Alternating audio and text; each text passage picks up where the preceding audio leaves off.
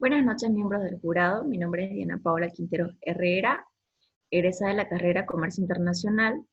El módulo 4 les voy a presentar ahora, que es Logística Internacional. Vamos a empezar con un concepto definiendo qué es comercio internacional. El comercio internacional es el intercambio de bienes y servicios entre los diferentes países. Posterior a ello, dentro del comercio internacional se encuentra la logística internacional, que es todo movimiento y almacenamiento que facilita el flujo de productos desde el punto de compra hasta el punto de consumo. El objetivo de la logística es colocar los productos adecuados, es decir, los bienes o servicios en el lugar adecuado, en el momento preciso y con las condiciones deseadas. Posterior a ello, contamos con etapas de la logística internacional, en la cual se encuentra la logística de abastecimiento, que es la que se encarga de proveer a una empresa todo el material necesario para que ésta, a su vez, lleve a un producto terminado. También tenemos la logística de producción, que abarca todos los procesos logísticos, desde el momento de la compra de la materia prima hasta el producto terminado. Tenemos la logística de abastecimiento, que es una función que es más y más allá que un acopio, es decir, los almacenes en el cual la mercancía se puede guardar y resguardar de cualquier tipo de problema e inconveniente sobre el clima, etc. También tenemos la logística de distribución, que consiste en el producto, que consiste en cuando el producto fue elaborado y llega al usuario final para su consumo, en las condiciones correctas y todo con las condiciones referentes a la calidad. Dentro de ello, de las etapas, también contamos con la logística inversa. Este es el proceso de planificación, implementación y control de forma eficiente y al costo óptimo.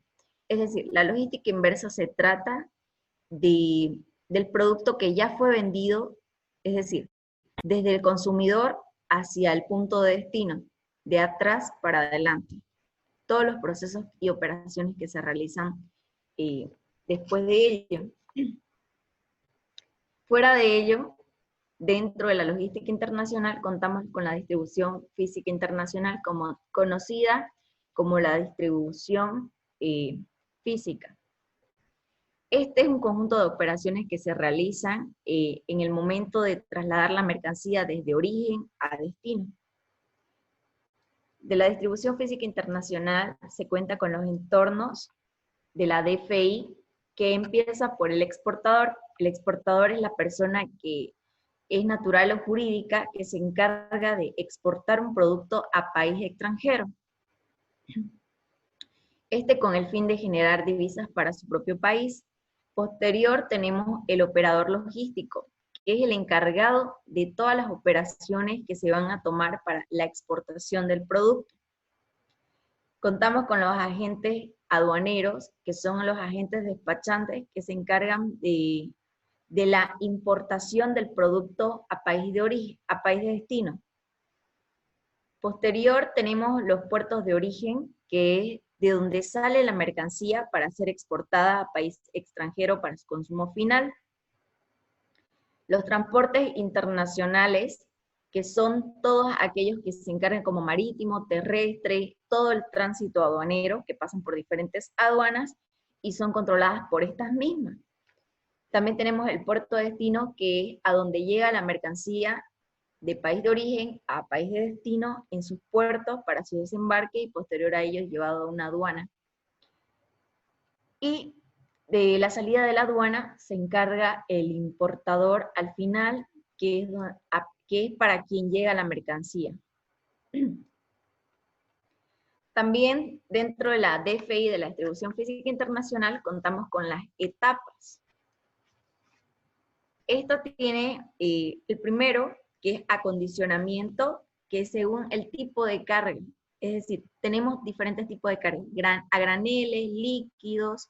Entonces, para cada una de estas cargas existe diferente tipo de transporte. Referente a ello es que se utiliza el tipo de transporte y se selecciona para su mejor exportación.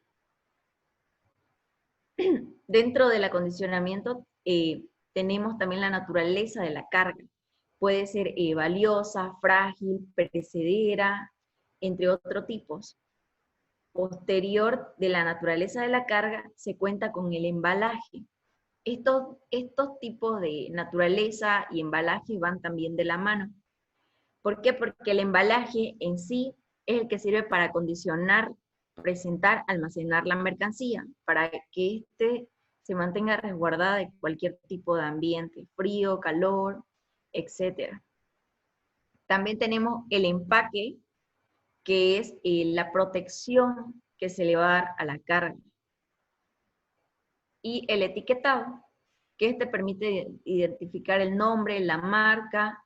Hay que tomar en cuenta que en el tema de etiquetado se debe tomar las medidas que son de las normas NIM 2008 y 2015, que habla del tema de etiquetado para todas aquellas mercancías que se vayan a importar o a exportar.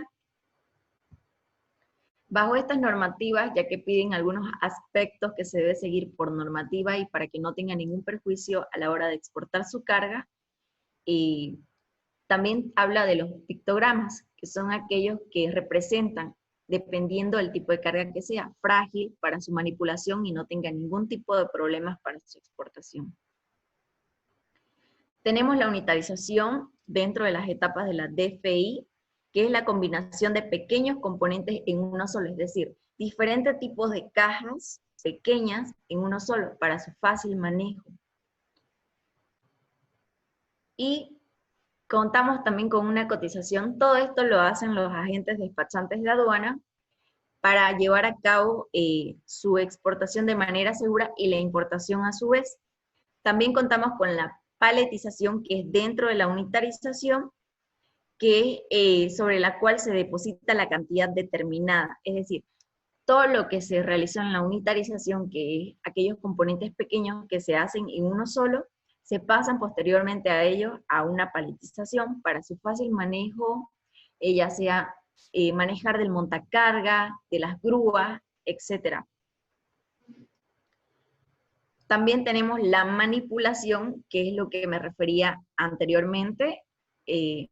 Para su fácil manejo existen tractores, las grúas, que mayormente estas son utilizadas en aduanas, también en las navieras, también tienen de esto para manejar las mercancías. Lo que hacen es empalcar a la mercancía en estas grúas y alzarlas directamente para embarcarlas en el tipo de transporte que se va a llevar a cabo. El transporte es todo aquel transporte que se va a utilizar para exportar o importar la mercancía. Puede ser aéreo, que usualmente el transporte aéreo es el más caro que hay que tomar en cuenta, pero es el más utilizado para aquellas empresas que exportan o importan repuestos. Mayormente esto se da por el flujo en el cual estas empresas importan. Tenemos el marítimo, que es para cargas pesadas que se utiliza. Este lleva un proceso más largo en el transcurso, lo máximo que es 30 días, que puede ser para una importación de cualquier tipo de producto, y también se puede visualizar el tiempo en el que va, el trayecto en el que va, en las páginas de aduana, en las páginas de las navieras, etcétera, ¿no? Que avisa el trayecto en el que está yendo, por dónde va la mercancía, en qué tiempo va a llegar, etcétera. Tenemos el transporte terrestre o carretero, que es conocido. Son tipos de transporte en el cual son para cargas ya, ni bien bajen de los barcos, de los buques, se transportan en carretero y son importados o pasan todo el tránsito aduanero para llegar a aduana de ingreso, donde se va a llevar a cabo el almacenaje de la mercancía. El almacenaje de la mercancía, según normativa aduanera, debe llevar un plazo de 60 días, puede estar en almacenes de aduana. Posterior a ello, puede estar 12 días más por normativa y plazos para que su mercancía no se quede como en abandono. Si pasan los 72 días que suma el total de esta mercancía, pasaría a tomar la mercancía en abandono directamente. Esto hay que tomar en cuenta que para el transporte contamos con documentos. Aéreo, por ejemplo, el aéreo es el documento, es el Airworld Bill, que es el transporte que manejan y que lo emite según la transportadora que elijan. El marítimo, que es el documento de embarque, que lo conocen como BL y Bill of Landing, que este tipo de documento lo emite la naviera. Esto lleva el costo, lleva las emisiones personales, entre otros tipos de números de referencia, de naviera, para, según a ello, basarse y ver el trayecto de su mercancía. También tenemos el terrestre, que el transporte terrestre maneja el tipo de documentos como CRT, que es Carta Porter, y el MIC-DTA, Manifiesto Internacional de Carga. Tenemos los seguros. Hay diferentes tipos de seguro para los diferentes tipos de transporte. Tenemos el seguro A, que es el que cubre toda la mercancía, es decir, cubre todo riesgo. Según las capacitaciones anteriores dirigidas por la Cámara Nacional de Santa Cruz, la Cámara Regional, en sí decían que el todo riesgo debe ser evaluado y firmado.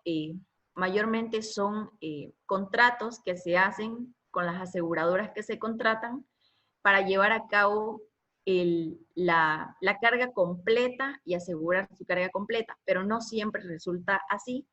Así que es recomendable en este seguro, que es la cláusula A, tomar todo tipo de precauciones, leer las adiciones, las notas importantes que van en la parte de abajo del contrato.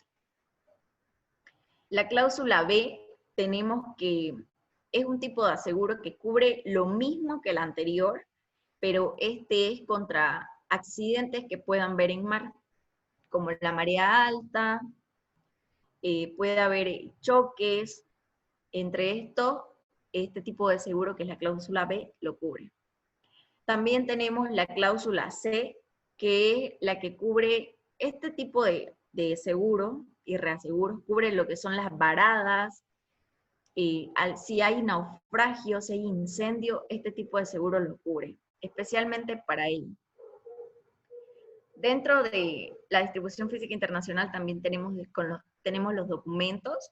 Estos son para la importación, que los documentos esenciales, bueno, según la normativa y la Ley General de Aduanas, en el artículo 111 nos dice que todo tipo de mercancías que se va a realizar para importación debe tener la factura comercial, la lista de empaque, el documento de embarque o el documento de transporte carretero. Todo esto para respaldar la mercancía que se va a importar, y así con esto llevar a cabo la valoración aduanera, que es para determinar el costo del producto, ¿no? También tenemos algunos documentos para los exportadores que también no se quedan atrás, pero para este tipo de exportadores se necesita 3 tipos de documentos, que es el Registro de Comercio Internacional y el Registro Único de Exportación, que lo emite el Cenavex en un plazo también que tiene. Entonces en los primeros 10 días tienen que solicitar, y referente a eso le dan el plazo, ¿no?, para que le emitan ese tipo de certificados, para ya hacerse un registro de comercio y ser un exportador habitual o no habitual, que también puede ser. Dentro de las etapas tenemos los costos de distribución física internacional, que contamos con costos directos, que son los embalajes, logísticos, los gastos en puerto, puede ser ASPB, dependiendo del puerto que sea, gastos de manipulación, los servicios, gastos de despacho, gastos bancarios, almacenaje, entre otros. También tenemos los costos indirectos, que son aquellos costos administrativos que se pueden realizar. Es decir, los costos administrativos son aquellos que incurren en la empresa y también dentro de ello cuentan con el capital unitarizado, que es aquel capital que lo hacen rotar para poder tener más ingresos hacia la empresa. Anteriormente, vamos a empezar con los Incoterms, que vamos a empezar con el Ex-Work, que se debe acompañar desde un lugar de entrega. El comprador recoge la mercancía directamente en el almacén y se hace cargo de todos los gastos de transportes y riesgos y documentos. También contamos con el FCA, que es Free Carrier, que el vendedor tiene que entregar la mercancía en el sitio del país de origen, que se haya acordado previamente con el comprador. Este se hace cargo de todos los gastos y gestiones hasta que se entregue en ese punto.